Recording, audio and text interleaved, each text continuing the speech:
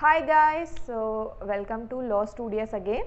So myself Utkarsha Singh, आपको मैं एक नया फेस दिख रही हूँ क्योंकि मैंने as a new faculty join किया है यहाँ पे आपको जीए पढ़ाने के लिए।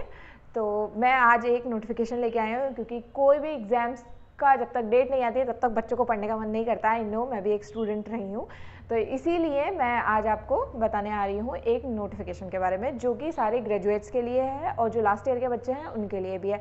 और ये एक बहुत अच्छी अपॉर्चुनिटी है जो नए नए ग्रेजुएट हुए हैं उनके लिए, क्योंकि मुझे लगता है कि यूपीएससी के बाद जो एग्ज़ाम सबसे ज़्यादा अमाउंट में बच्चे भरते हैं, जिसके लिए सबसे ज़्यादा डेडिकेशन दिखाते हैं, वो यही पेपर होता है। तो आ गई आपकी डेट, तो आप कमर बांध के तैयारी करिए और मैं इसमें आपका साथ दूंगी। तो चलिए फिर नोटिफिकेशन को लेके डिस्कस करते हैं। तो सबसे पहले यहाँ पे डेट्स के बारे में डिस्कशन करते हैं। तो सबसे पहले मैं आपको बता देती हूँ 23 दिसंबर को ये डेट जो है, ये फॉर्म जो है ये खुल गया था, तो आप लोग भर लीजिएगा। विद इन 1 मंथ आपको टाइम मिला है, मतलब 23/1/2022 तक आप भर सकते हैं, जनवरी तक। लेकिन आप इसके लिए आखिरी डेट तक वेट मत करिएगा क्योंकि आपको नहीं पता है, लेकिन जो सेंटर्स होते हैं अगर वो फिल हो जाते हैं तो आपको फिर सेंटर आपका मतलब सेकंड चॉइस ऑफ सेंटर मिल सकता है, बट फर्स्ट चॉइस फिर आपको मिलने के लिए प्रॉब्लम होगी। फिर आप इतनी दूर ट्रैवल करके जाइए, सेम मेंटल स्टेट नहीं रहती है, बहुत सारी चीज़ें होती हैं। तो आई थिंक आपको जल्दी से जल्दी इस फॉर्म को भर देना चाहिए। और इसका पेमेंट जो है वो आप 27 तक कर सकते हैं, मतलब 4 दिन एक्स्ट्रा और दिए 27 जनवरी तक, लेकिन फॉर्म तो आपको 23 जनवरी तक भरना ही है। और फिलहाल और तो सब कुछ इसमें इंपॉर्टेंट नहीं है, बस ये है कि जो टायर 1 है उसके लिए आपको एक मंथ दे दिया गया है अप्रैल 2022 तक। उसके अलावा इसमें जो डेट्स हैं वो तभी आएंगी, तो उसके बारे में तभी डिस्कशन। तो यहाँ पे मैं अब नेक्स्ट स्लाइड पे डिस्कशन करते हैं एप्लीकेशन फ़ीस का। तो एप्लीकेशन फ़ीस जो है वो नॉर्मली सबके लिए 100 रुपीज़ है, लेकिन SC ST PWD और एक्स सर्विसमैन और वुमेन स्पेशली उन सब के लिए एक्सपेंटेड होती है, मतलब इसके लिए कोई भी फ़ीस नहीं है, बाकी सबके लिए फ़ीस है। तो और बाकी इसमें मेंशन कर रखा है कि आप फ़ीस जो है वो रुपए कार्ड, मेस्ट्रो, ये सब इन सब कार्ड्स वगैरह से ऑनलाइन पेमेंट हो जाता है ईजिली, कोई प्रॉब्लम नहीं है।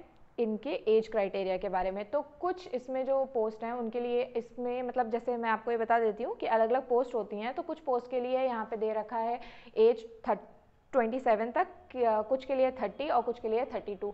इसमें कुछ एज रिलैक्सेशंस भी हैं, जैसे कि SC ST के लिए 5 साल है, OBC के लिए 3 साल होता है, और PWD के लिए 13, 10 साल, 15 साल, ठीक है, जैसा लिखा हुआ है, और एक्स सर्विसमैन के लिए 3 साल। तो ये आप पढ़ सकते हैं अपने हिसाब से, अगर आप किसी भी क्राइटेरिया में फॉल करते हैं तो आपको थोड़ा सा एज रिलैक्सेशन भी मिलता है।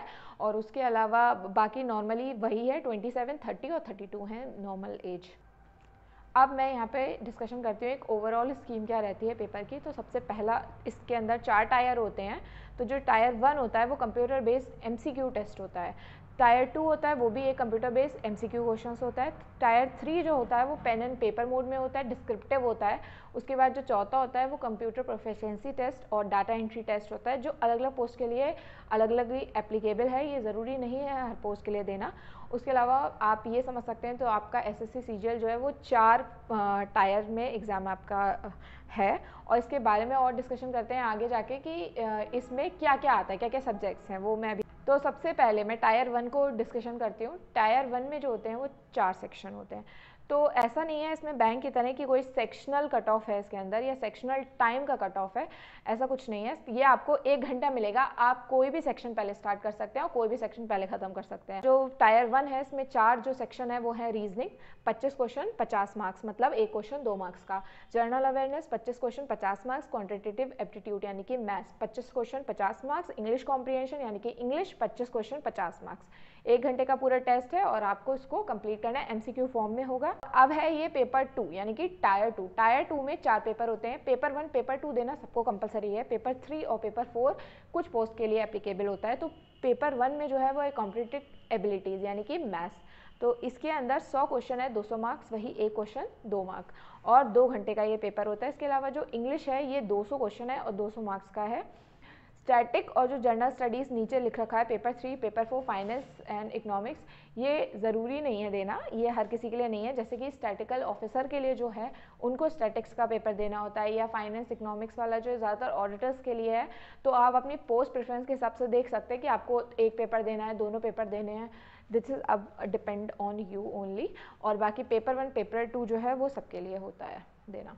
अब आते हैं हम पेपर 3 पे। तो पेपर 3 जो है वो एक pen and paper mode paper होता है जो कि डिस्क्रिप्टिव होता है, और जैसा कि सामने लिख रखा है कि इसके अंदर ऐसे राइटिंग, प्रिसाइज राइटिंग, लेटर और एप्लीकेशन, ये चीज़ें इसके अंदर आती हैं जो कि 100 मार्क्स की होती हैं और 1 घंटे का पेपर होता है। और ये पेपर ऑप्शनल है, आप इंग्लिश में भी दे सकते हैं और हिंदी में भी दे सकते हैं। तो जो भी बच्चे इंग्लिश से डरते हैं वो आई थिंक इसके अंदर आप अपने पूरे 100 में से 90 मार्क्स तो एटलीस्ट कर ही सकते हैं स्कोर।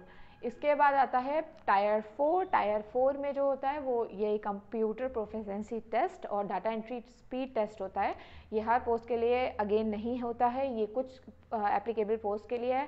तो आपकी जो पोस्ट होंगी, आपने जिनके लिए अप्लाई करा होगा, अगर मे बी उनमें आता होगा तो आपको ये देना पड़ेगा। और अगर आप ये कन्फ्यूजन हो रहा है आपको, अगर आप पहली बार CGL की तैयारी कर रहे हैं और आपको ये नहीं समझ में आ रहा है कि कौन सी पोस्ट चुनते हैं या पोस्ट प्रेफरेंस किस हिसाब से रहती है या वो क्या चीज़ है, कितनी पोस्टें होती हैं, तो इसके बारे में अगर आप चाहेंगे तो मैं एक डिटेल वीडियो बना दूंगी इसी के। और अगर आप खुद पढ़ना चाहते हैं तो आप इसी का जो नोटिफिकेशन दे रखा है आप उसमें पढ़ सकते हैं कि आपको कहाँ पे कौन सी पोस्ट में क्या क्या एप्लीकेबल होता है, कौन सी डिपार्टमेंट की है। आई थिंक अराउंड 20 अलग अलग डिपार्टमेंट की जॉब है, तो आप ज़रूर इसको एक बार चेकआउट करिएगा। और अगर आप नहीं समझ पाते हैं तो आप मुझे बताइएगा, मैं ज़रूर उनकी जो पोस्ट है उनको डिटेल में डिस्कशन करूँगी।